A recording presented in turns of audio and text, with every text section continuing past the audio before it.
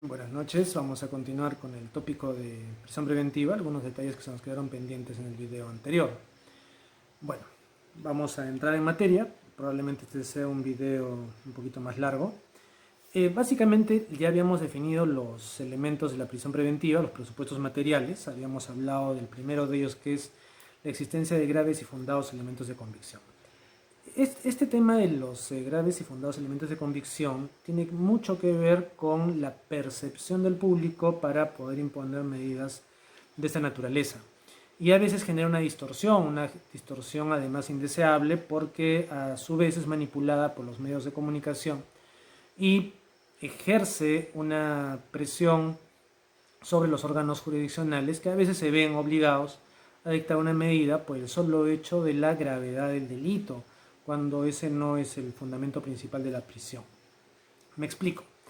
En primer término, el sistema nuestro procesal es un sistema acusatorio garantista. Más adelante seguramente vamos a hacer un análisis más detallado de estos dos conceptos, pero por ahora basta decir que las garantías implican un respeto irrestricto a las garantías establecidas en la Constitución para cada uno de los ciudadanos, en términos que la gente puede entender. Las garantías no son para el imputado. Hay un error muy frecuente en considerar que el sistema es garantista para el imputado. Es lógico que la mayoría de ciudadanos no terminan en el sistema penal. Lo usual será que uno sea arrastrado al sistema penal en condición de agraviado cuando es víctima de un delito y los imputados por las condiciones particulares de la conducta que han desplegado. No es usual que una persona se involucre en el sistema penal por propia voluntad, es decir, concurre al sistema penal porque así lo desea. Casi todo el mundo es arrastrado, los imputados por consecuencia de sus actos y las víctimas por consecuencia de los actos del imputado. Entonces, es un sistema al que en realidad nadie quisiera llegar, pero se llega. ¿Qué significa esto? Cuando hay la participación del Estado en el juzgamiento penal, este juzgamiento debe ser realizado a la luz de cierto reconocimiento mínimo de derechos que le asisten a cualquier persona, no al imputado, a cualquier persona. El imputado es sencillamente un ciudadano, una persona sobre la cual recaen cargos formulados por el ente correspondiente, que es el Ministerio Público. Pero no sabemos si esta persona es responsable. Lo vamos a saber al final cuando se dicte la sentencia. Y si la sentencia es condenatoria y después queda firme, habrá acreditado que esta persona efectivamente cometió un delito. Aquí viene el problema, que tiene que ver con la tecnología y con los sistemas de información mediática. ¿Qué pasa cuando un ciudadano con un celular, como es muy usual ahora, de hecho yo estoy grabando esta conferencia con un celular, está disponible en la mano de todos y graba un hecho delictivo? Un periodista llega al lugar, graba, hay cámaras de seguridad, un montón de formas. O testigos fidedignos, gente que ha estado en el lugar de los hechos y de inmediato narra cómo se sucedieron. Hagámoslo desde la perspectiva de lo más objetivo, una filmación, una grabación hecha con cámara de celular o de cualquier otro tipo. La tendencia es que el ciudadano y la prensa presentan los hechos como hechos ya terminados. Y desde esa percepción, el ciudadano común y corriente considera que esa persona ya cometió un delito y no hay nada que hacer con él. Por lo tanto, su internamiento en un centro penitenciario debería ser incuestionable. Esta percepción ciudadana y a veces de la prensa es errada. ¿Por qué? Porque se pierde de perspectiva básicamente dos situaciones. Primera, un mandato expreso de la norma no procesal, sino penal, que es el título preliminar del Código Penal, que establece como regla la prohibición de la responsabilidad objetiva en materia penal. Y el otro elemento es la presunción de inocencia. Regreso con el primero. ¿Qué significa la prohibición de responsabilidad objetiva? ¿Qué es la responsabilidad objetiva? Para ponerlo en términos que todo el mundo puede entender, sobre todo los estudiantes de pregrado, es guiarse por la foto. La responsabilidad objetiva es tomar una decisión por lo que se ve en la foto. En el ejemplo que les planteo, por lo que se vería en el video, en la cámara de vigilancia. Entonces, imagínese usted el caso de que una cámara de video graba un ciudadano que mete la mano por la parte de atrás de un seguro o una puerta, quita el pestillo, el seguro, sabe dónde está, ingresa, se lleva la laptop, se lleva un televisor, se lleva un ventilador, se lleva 3, 4 artefactos pequeños, los mete en una bolsa y se va. Piénsese en el caso de alguien que empuja a otra persona por una baranda de un cuarto piso y la otra persona cae y fallece. Piénsese en la persona que dispara a otra que está corriendo y con ese disparo le quita la vida. Desde el punto de vista objetivo, estas 3 personas de los ejemplos han cometido delitos. La primera habrá cometido hurto en inmueble habitado, la segunda habrá cometido un homicidio con fuerza de empuje y la tercera habrá cometido un homicidio con arma de fuego. Y si estaba corriendo además de espaldas, probablemente además con cierto grado de alevosía. Bien, eso no es todo. Lamentablemente para el derecho penal hay más factores que el común de la población todavía no comprende y no hace suyo. Es un tema cultural. En otros países esto está más enraizado en la población entiende. Falta el elemento subjetivo, por eso no podemos aplicar estas presunciones de responsabilidad de plano por la visualización del video. Claro, si la señora del mercado, si la abuelita, si la madre de familia ven la televisión y ven las imágenes donde se ha registrado lo que les acabo de contar, las personas están indignadas con la comisión del delito y piden una pena, piden una sanción. Y si alguien les dice que la persona que aparece en el video cometiendo el acto está libre, se enfadan y aparentemente con justa razón porque dirían que no hay justicia en el país o algo así. Pero no debe perderse de vista lo siguiente.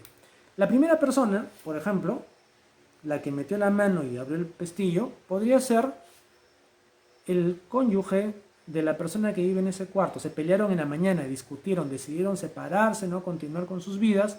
El señor se fue, en la tarde lo pensó mejor, regresó, sabía cómo abrir la puerta, entró y se llevó las cosas. Más adelante, cuando se juzgue esa conducta, uno podrá advertir fácilmente que hay una norma especial que establece que no hay hurto entre cónyuges. Entonces la conducta no es punible. En el segundo caso, tal vez la persona que empuja a la que está en la baranda, a su vez fue empujada por otra. Hubo un grupo de personas, un gentío que lo impulsó, él no pudo resistir la fuerza y se vio obligado a tratar incluso de agarrarse el que estaba sentado en la baranda y el otro cayó. Hubo la aplicación de fuerza que no pudo resistir, entonces no fue materia de su voluntad.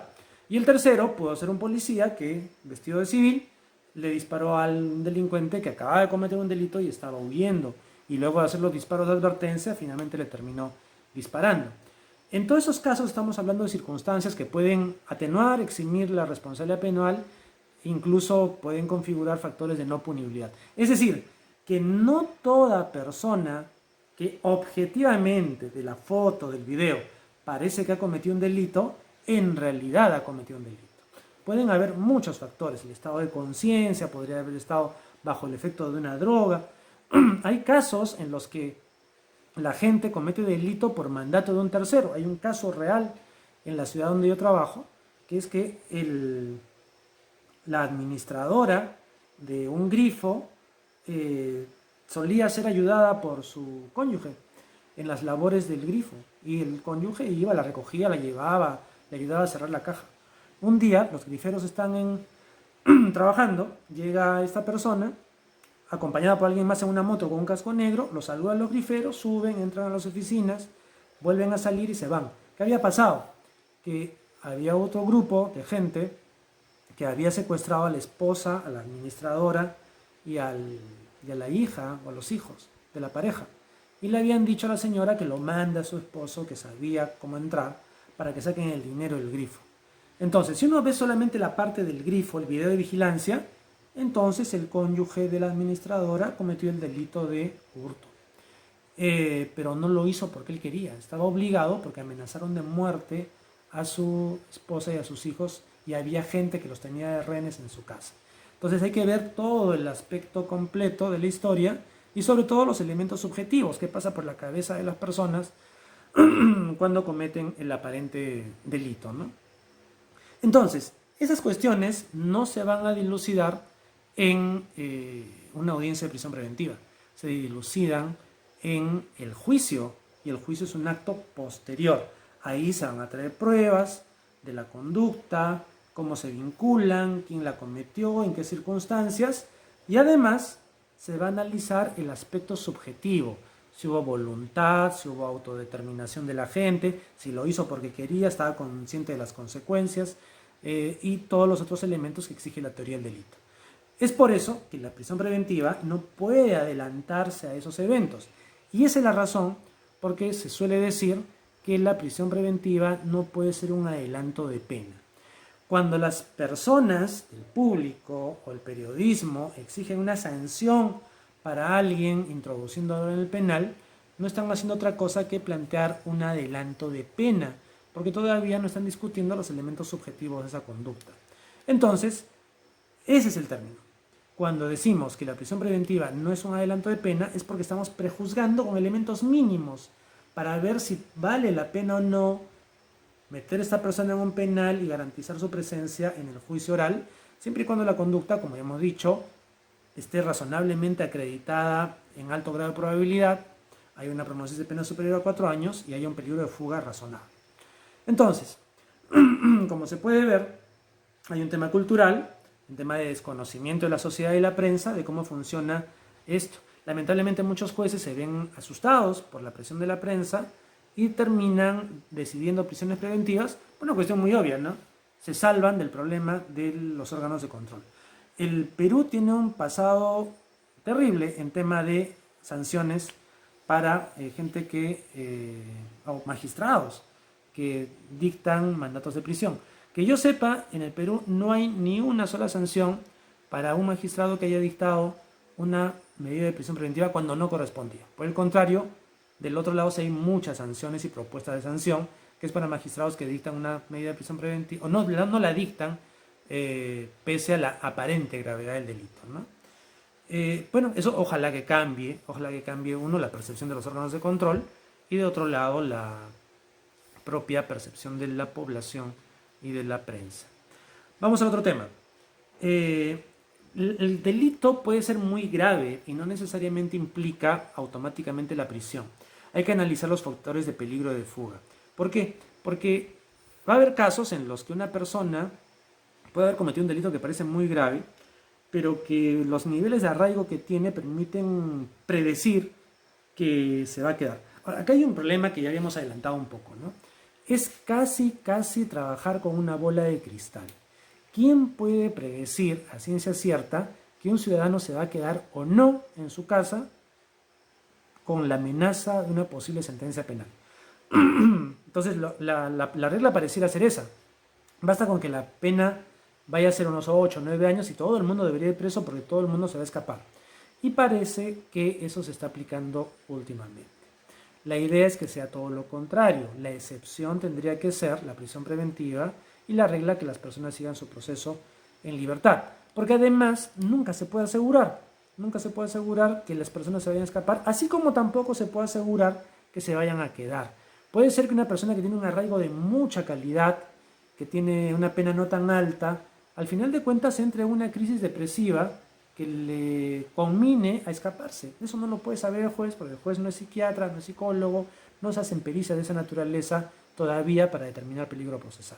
No es una práctica usual. Entonces uno tiene que más o menos a ojo tratar de adivinar, esa es la palabra, a partir de lo que hay, si esta persona podría o no escaparse, ¿no? No hay ninguna garantía objetiva. Es un ejercicio. El análisis del peligro de fuga es un ejercicio muy complejo, dinámico, delicado, que está muy cerca a la predicción, ¿no? Los elementos no son del todo objetivos. Bien, hay un tema en la prisión preventiva que es el asunto del doble examen de la prognosis de pena. El código exige la prognosis de pena en 2 momentos. Lo exige en el segundo presupuesto, pena superior a 4 años, y lo exige en el peligro procesal. Ya recordemos que uno de los elementos del peligro de fuga es justamente la gravedad de la pena. O sea, hay 2 momentos diferentes en los que se analiza la misma cosa. Es importante que para poder hacer este análisis, el fiscal al momento de plantear el requerimiento de prisión preventiva haga el ejercicio de aproximación más preciso posible de la pena que se va a imponer. Porque el primer examen se puede hacer de manera fácil, el segundo ya no. Me explico. En el primer caso, lo que sucede es que basta con que supere 4 y ya se tiene el presupuesto cumplido.